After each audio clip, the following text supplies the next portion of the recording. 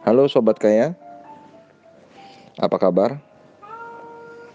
Sehat, sukses, bahagia selalu ya. Sebelum kita mulai podcast kita, jangan lupa klik subscribe, share ke teman dan keluarga, supaya channel ini lebih bermanfaat. Dan nyalakan notifikasi supaya Anda terus mendapatkan update dari channel kami. Tema podcast kita kali ini adalah soal berhutang. Zaman sekarang ada yang bilang, siapa sih yang gak punya utang? Apalagi zaman medsos.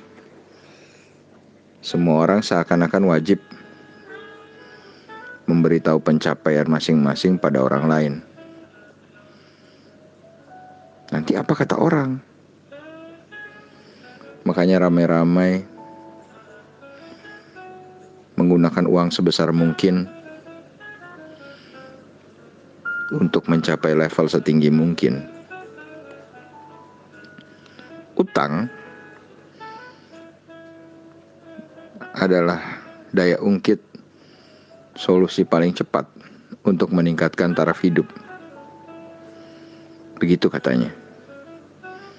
Apalagi kalau dikaitkan, kalau para pengusaha kaya aja pakai utang,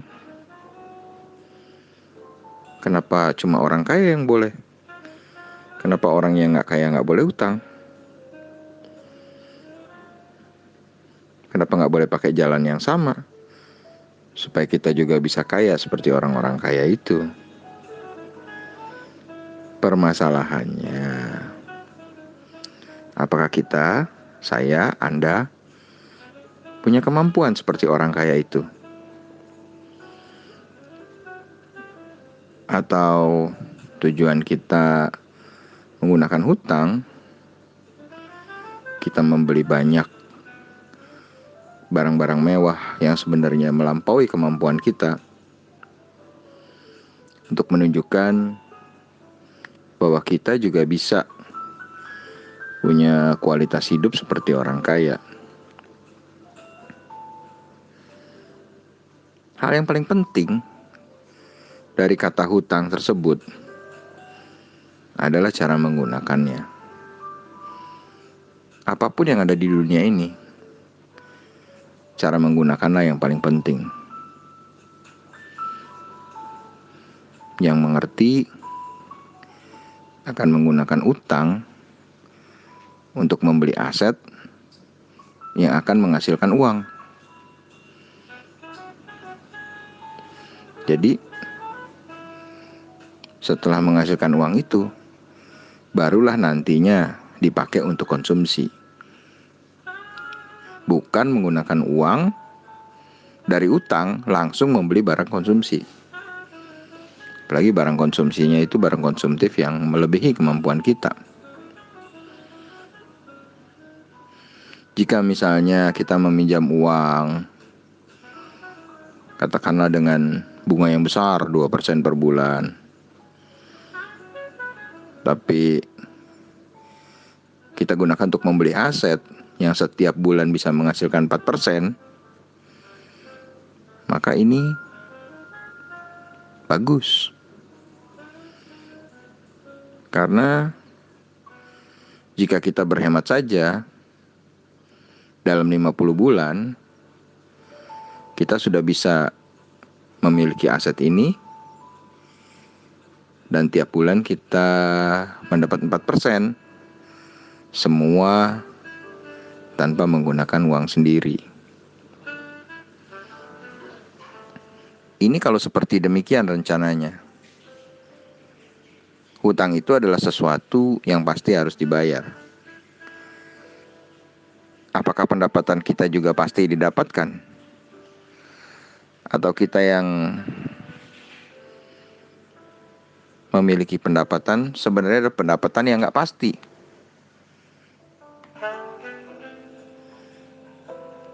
Mengeluarkan sesuatu yang pasti untuk mendapatkan sesuatu yang tidak pasti, menurut saya adalah berisiko.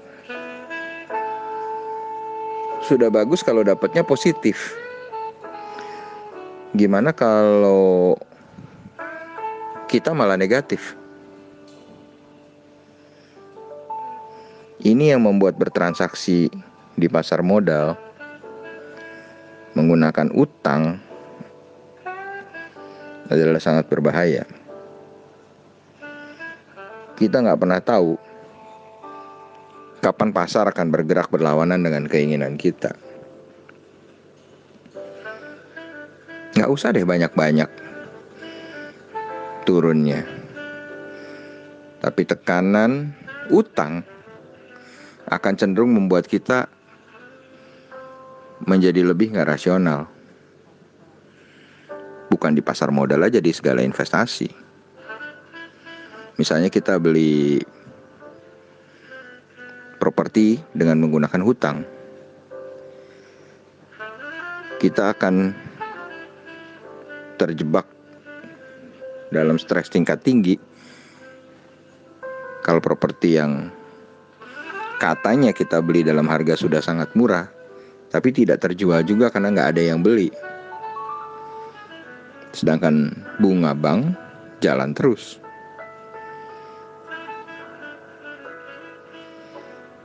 Keinginan untuk cepat balik modal, untuk mengurangi tekanan modal karena hutang, malah kadang membuat kita mengambil resiko yang nggak perlu,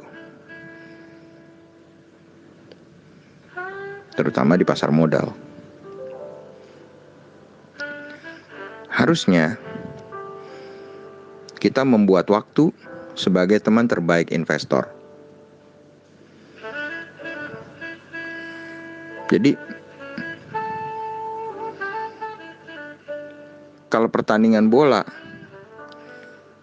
misalnya dilakukan tanpa batas waktu, mungkin tim yang sekarang posisinya ketinggalan bisa saja membalikkan keadaan.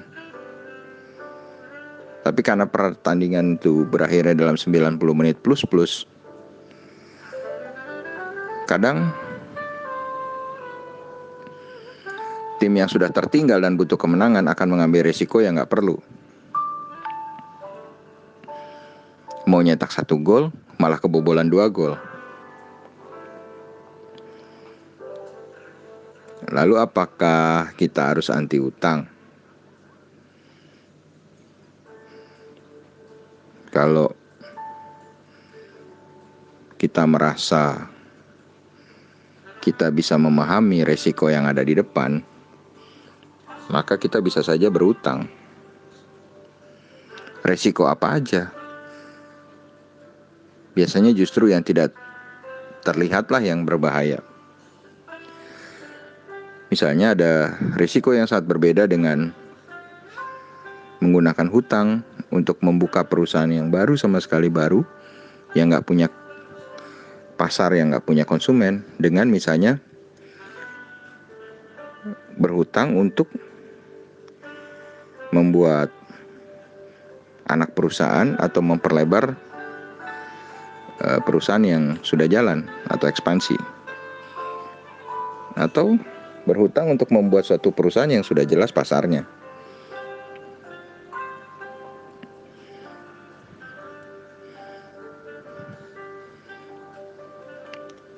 Kita bisa lihat contoh yang paling tragis di Bursa Efek adalah kasus Aisyah, di mana rasio utangnya lumayan besar. Lalu ada faktor yang katanya di luar prediksi. Maka seketika itu Aisyah terus mengalami masalah sampai terakhir kena PKPU. Ini harusnya membuat kita menganalisa perusahaan yang besar aja bisa kena masalah karena utang. Kenapa kita pribadi nggak bisa? Pengalaman adalah guru yang baik. Dan pengalaman orang lain adalah guru yang lebih baik lagi, yang membuat kita bisa lebih bijaksana. Karena kita nggak perlu membuang energi, waktu, uang, maupun segala sumber daya untuk melewati masalah. Kita cukup menganalisa masalah orang lain tersebut, kemudian menambahkan prinsip-prinsip yang harus kita ikuti supaya kita nggak kena masalah yang sama. Kalau udah orang di depan atau di sekitar kita udah kena masalah itu, tentu ada suatu hal yang tidak bijaksana. Kalau kita juga kena masalah dengan cara yang sama persis. Inilah gunanya sebenarnya kita baca buku, mendengarkan podcast, mendengarkan kata orang lain, ikut seminar. Biasanya akan lebih mudah, juga lebih murah. Asal ada kerelaan dalam hati untuk menerima apa yang dikatakan. Jadi, kalau ditanya soal leverage atau daya ungkit, sebenarnya daya ungkit yang paling besar adalah kemampuan kita untuk meningkatkan kapasitas diri kita. Kita baru bisa mencapai level yang baru, level yang lebih tinggi, dengan pengetahuan yang baru, kapasitas yang meningkat, akan membawa kita ke level yang meningkat pula. Karena itu, jangan pernah menyerah untuk terus belajar dalam segala aspek kehidupan, khususnya di bidang investasi dan perencanaan keuangan masa depan. Tetap semangat, sehat selalu. Semoga Anda semua mendapat manfaat dari podcast kita hari ini. Terima kasih.